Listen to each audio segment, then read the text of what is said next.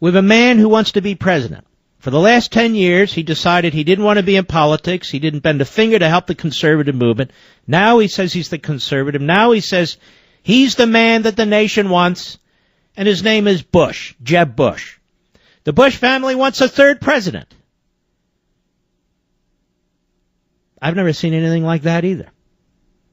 The audacity of that family and their staffers and former staffers who want back in power from Karl Rove down the line. Is that what Republicans are about? Is that what conservatives are about? When we have a long list of solid, young, new, conservative alternatives, and they seek to destroy them and undermine them and stop them. Jeb Bush is, as I said, the dumbest of the Bushes, which is why they pretend that he's the most cerebral of the Bushes. We have a battle going on in the United States Senate over Obama's latest nominee for Attorney General.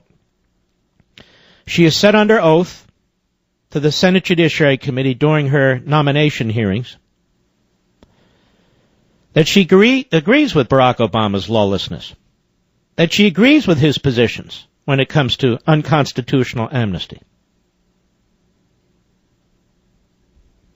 5 Republicans have announced that they will vote for her. Lindsey Graham, Orrin Hatch, a couple others. Because despite what they say, they don't believe in the Constitution either. They simply don't. They simply don't. Maybe they did at one time, but they don't today. They are co-conspirators in usurping our constitutional system. I don't care how they try to dress it up. But I want you to hear what Jeb Bush said. His ignorance about the constitutional process is amazing. And I want to ask you, how many more Republican nominees for president do you want to go through? How many more election cycles with men who do not comprehend the greatness of this country and the reason for it? Cut 6, go. I think presidents have the right to pick their team in general. If someone is supportive of the president's policies, whether you agree with them or not, there should be some deference to the executive. This should not always be partisan. You know, this really is a fool. So I guess we should eliminate that section of the Constitution, the advice and consent part, right? Tell me, Jeb, why did the framers put that in the Constitution? Why did they want the advice and the consent of the United States Senate involved in the appointment of top presidential individuals for cabinet positions and so forth? Why do you think they wanted that, Jeb? To give deference to an all-powerful president? Or to share some power?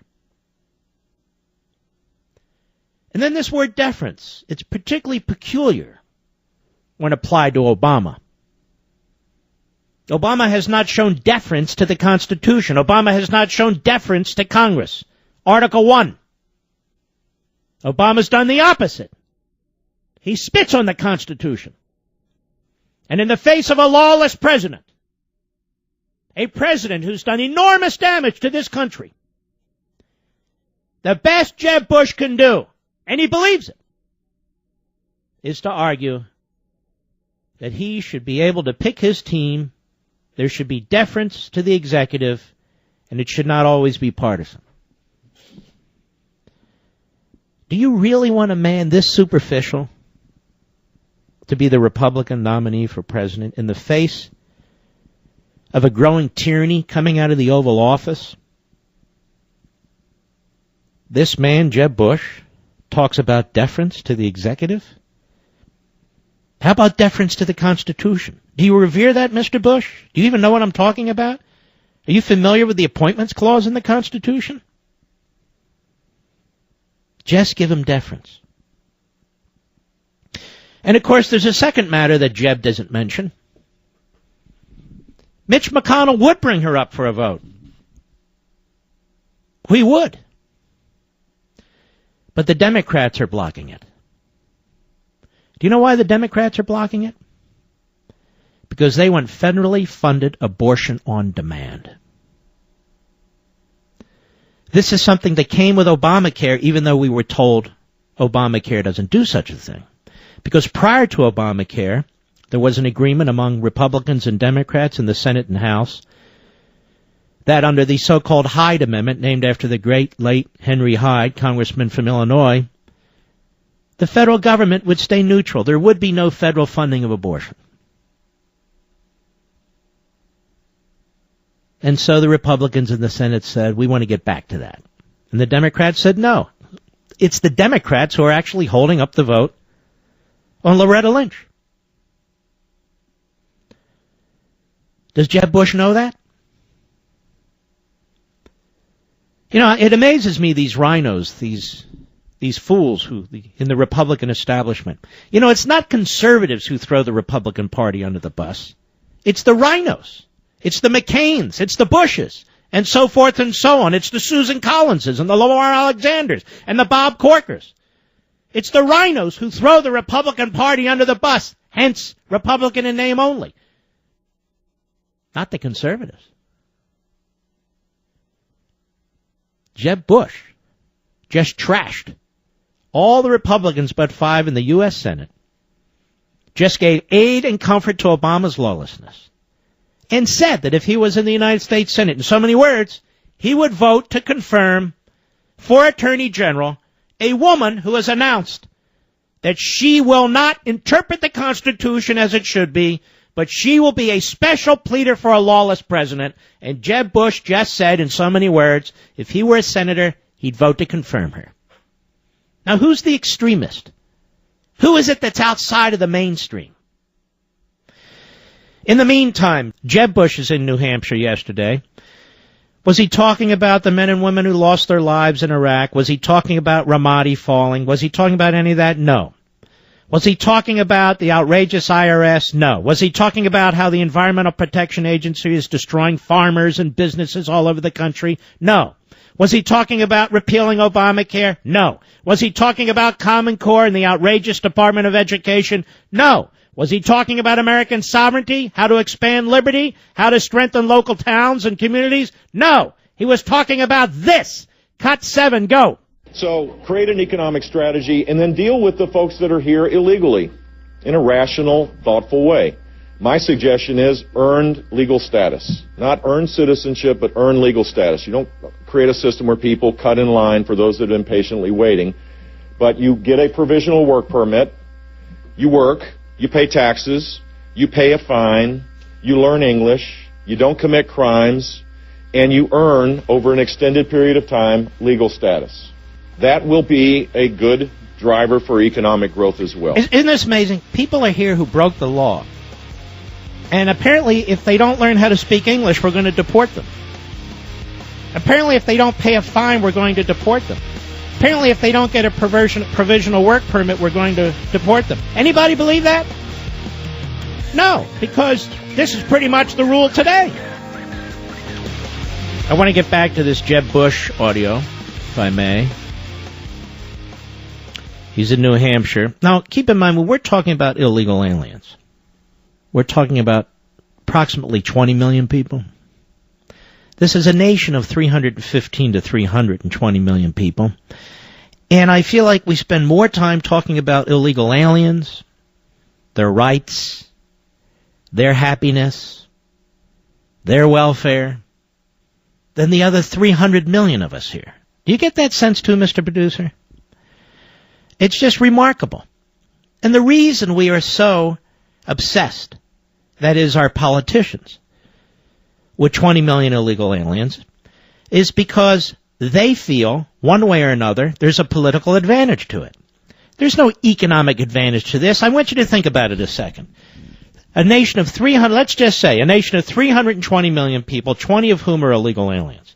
And we are told that these 20 million, including the children, including the elderly, including the sick and disabled among them, that these people will be productive contributors to the United States of America, while we're waving in front of them Social Security benefits, earned income tax credit, Medicare, Medicaid, food stamps, in-state tuition, on and on and on. Now, this is remarkable to me. So somehow these 20 million people, all of them, some of whom aren't old enough to work, some of whom can't work, some of whom won't work, many of whom do work, that these people are the difference between a vibrant, successful American economy and one that's flat on its back. Now, does anybody believe that? Does anybody believe that who's not a fraud and a phony? And why are we spending 50%, 30%, 20% of our public policy debate on this, rather than the 300 million Americans? It's just, I'm just trying to approach this in as many different ways as I can to show the spectacular foolishness of what's going on in this country. And Jeb Bush, this is in his view, his strong suit. This is his strong suit. Not the other 300 million Americans, not American sovereignty, not how do we unwind the centralized government that's smothering us. And no, and if you speak that way, then you see, I'm tired of the partisanship. He and Obama, they're tired of the partisanship. Well, then I guess they're in the wrong country. They don't have partisanship in North Korea. They don't have partisanship in Zimbabwe. They don't have partisanship in Cuba. So yes, we want competition. We want debates. Yes, we want these things. Bipartisanship in the name of tyranny is unacceptable. But here he is again in New Hampshire. Cut 7, go. So create an economic strategy and then deal with the folks that are here illegally in a rational, thoughtful way. My suggestion is earned legal status. Not earned citizenship, but earned legal status. Now let me stop. That sounds really cool, doesn't it? Earned legal status, not earned citizenship. Now he has said in the past earned citizenship. So he has got to get his position straight. But that aside, now listen to me, this is important. 30 to 40% of the people here illegally are not 8-year-old children. They're not escaping tyranny and crime. These are people who went into their consulates or embassy, who came to us at the border, who completed documentation, swearing that upon the receipt of a visa, that they would honor the terms of the visa. We have tourism visas. We have work visas. We have teaching visas. We have entertainment visas. We have a whole slew of different types of visas under existing law, which is perfectly fine existing law. And then they come here, knowingly violate the visas, and don't go home. And don't go home. So when Jeb Bush says what I'm about to play, how can it possibly be that we give them a new bunch of standards that they have to comply with? And if they don't comply with these new standards, well, then what are we going to do? Go ahead. Create a system where people cut in line for those that have been patiently waiting, but you get a provisional work permit. Stop. A visa is a provisional work permit. It's a temporary work permit for those who are, for instance, seasonal workers. A visa isn't a for all time pass into the United States. It provides you with a temporary legal status to be in the United States for a specific purpose. That's what a visa is. Tourism, teaching, a student, whatever. So now we're going to have other temporary legal requirements, and they're going to follow them, right? This is why what Bush is proposing is a fake. It's a fraud, and he knows it. And he will do no more than his brother did to secure the southern border. Go ahead. You work, you pay taxes, you pay a fine, you learn English, you don't commit crimes, and you earn, over an extended period of time, legal status. So here's my question. If they don't do one of those things, then what happens to them? Are you going to deport them? What are you going to do, Jeb? And what are you going to do about those 30 or 40% who overstayed their visas, who promised to do this and more? Not necessarily learn English, but yes, pay taxes. And yes, get provisional work permits. Don't commit crimes. They've already agreed to do all those things, and they violated. They stayed. So what are you going to do, Jeb, if they do it again? You're not going to do anything. You're not going to do a damn thing. Go ahead. That will be a good driver for economic growth as well. So there you have. So this is the good driver, one of them, for economic growth. It's not a driver for economic growth. It's a driver for growing the welfare state. Because these ethnic front groups, they're not about free market capitalism. They're about government. They're about liberals. They're about Democrats. They're going to show people, tell people how to get benefits out of Americans. And they're not going to want folks to assimilate either, are they? No, because they believe in balkanization. That's how they get their power as ethnic front groups. I don't know what world Jeb Bush is living in, obviously a world of his own imagination. But you're living in the real world, and you know I'm right. Jeb Bush must not be the Republican nominee for president. He must not be, for scores of reasons. Oh, Mark, he was a conservative governor. Well, he wasn't in charge of immigration as a conservative governor. Was he? He wasn't in charge of setting national educational standards as a conservative governor. Was he? And I could go on and on. And by the way, he opposed offshore drilling as a conservative governor.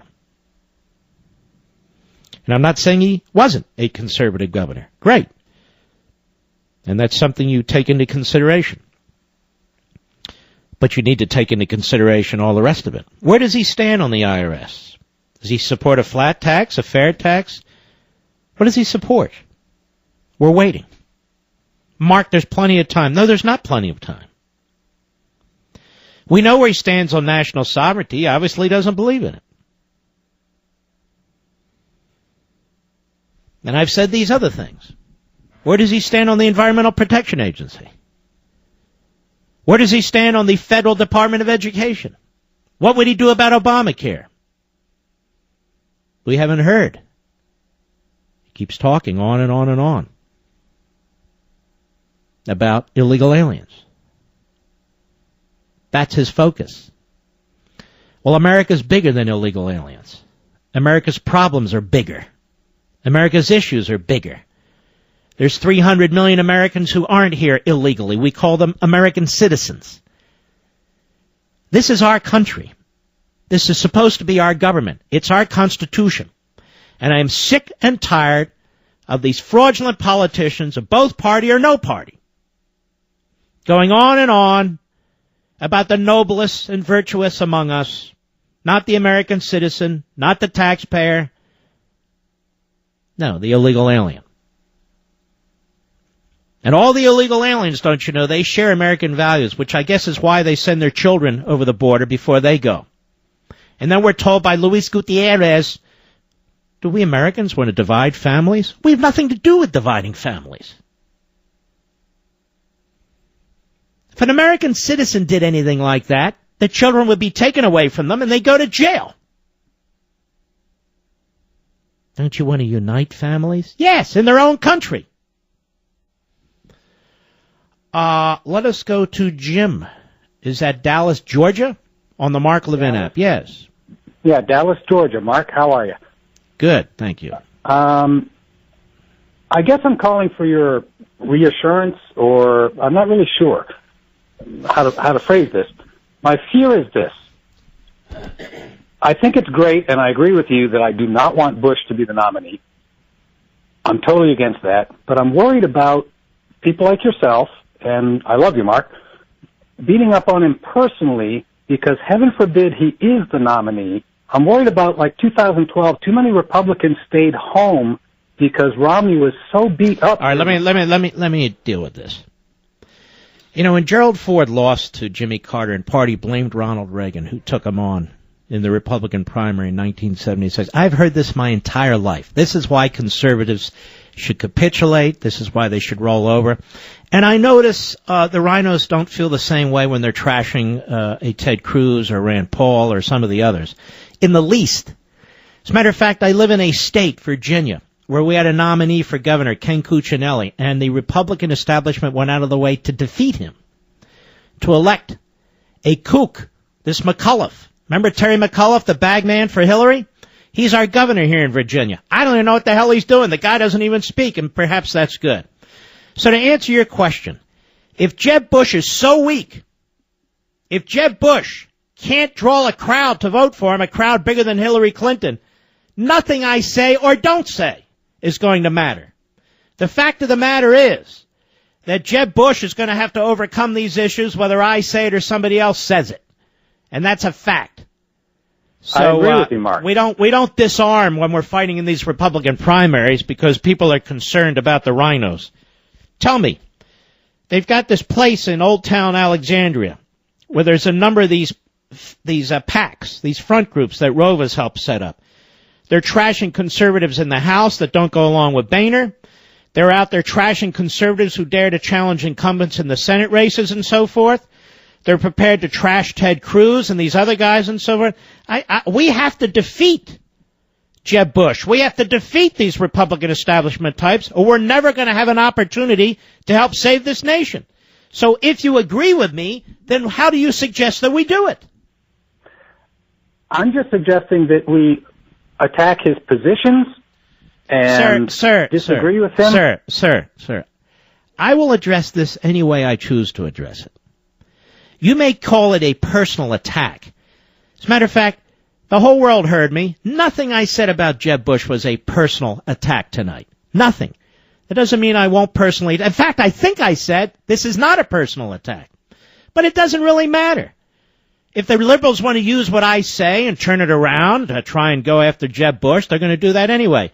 But let me suggest to you, Jim, you're a little naive about this stuff. They have a massive opposition research team. They're going to use whatever they can against him anyway, and they're going to do it against any Republican nominee, period. I know the left is going to do that. All right, thanks for your call. Got it. Okay, I won't talk about Jeb Bush in any negative way anymore. I just won't do it. Or Chris Christie? No, we won't have these discussions. We won't have these fights. It's like Barack Obama. Congress, stay out of it. I know it's great for America. I know it's good for America.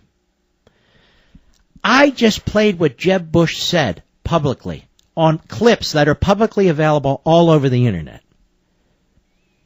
I critiqued them. I criticized them. I explained why they're absolutely upside down. Anybody in the world will be able to find those clips. As a matter of fact, Monday morning, a number of people, well, no, they won't. The Republican hosts won't do it. But certainly the Democrats have it. Certainly the Democrats know what to say. But what's interesting is what I say about Jeb Bush will not show up in a Hillary Clinton ad. Because what I say about Jeb Bush criticizes him from a conservative perspective. Hillary Clinton would never criticize Jeb Bush for failing to secure the border. Hillary Clinton will never criticize Jeb Bush because of his centralized education perspective. Hillary Clinton will never question Jeb Bush because he doesn't talk about returning to a constitutional government. So what is it exactly that I say that Hillary Clinton will repeat in attacking Jeb Bush? Nothing. I have a better idea. Let's just not nominate the guy. I'll be right back. A couple of points I need to underscore here. Romney lost not because conservatives stayed home. Romney lost because he couldn't bring out the blue-collar Reagan Democrat vote.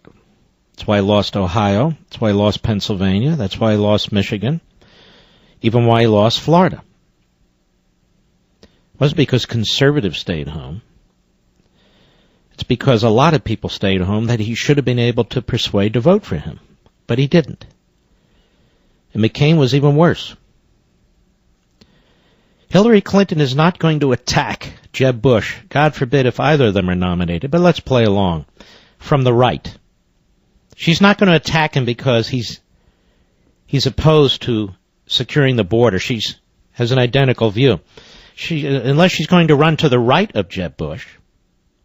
She's not going to attack Jeb Bush because he has no real plan for cutting the debt or increasing growth, and on and on and on. So, again, we're dealing in myths. And people are trying to persuade us, and some unwittingly and some really unintentionally, to disarm in these primaries. And I'm not going to disarm in these primaries. Matter of fact, we should be more aggressive and vigorous than ever before. If a Republican establishment type is nominated yet again, and quite frankly, in my lifetime, the only time they didn't have one nominated was Goldwater and Reagan. Every other time, it's a Republican establishment guy.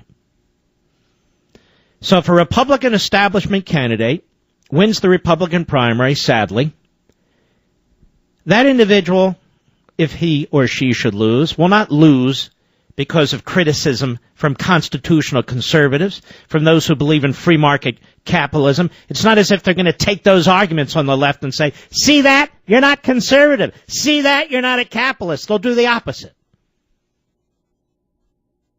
They'll attack them from the left. And that's when these rhinos are disarmed. Because they're not conservatives. They have no principles to fall back on. And they're left arguing, no, I'm not. No, I'm not. No, I created programs too. No, I spent money too. No, I deficit spent too. And I want to do more. Oh, yes, I believe the Department of Education should have a bigger role. Yes, I believe we should have more pathways to legalization. That's how they argue. That's why they lose. No. I've been around too long. I've been in too many of these battles. Gerald Ford lost to Jimmy Carter because he was an awful candidate and because he was a moderate Republican, whatever the hell that is. It's exactly why McCain lost and exactly why Romney lost. So no, we're not going to disarm while Rove and the boys arm up with massive amounts of money from crony capitalists and the U.S. Chamber of Crony Capitalism and the rest of us. Oh, well, we don't want to say things that the left might use. No, that's utterly unpersuasive. I'll be right back.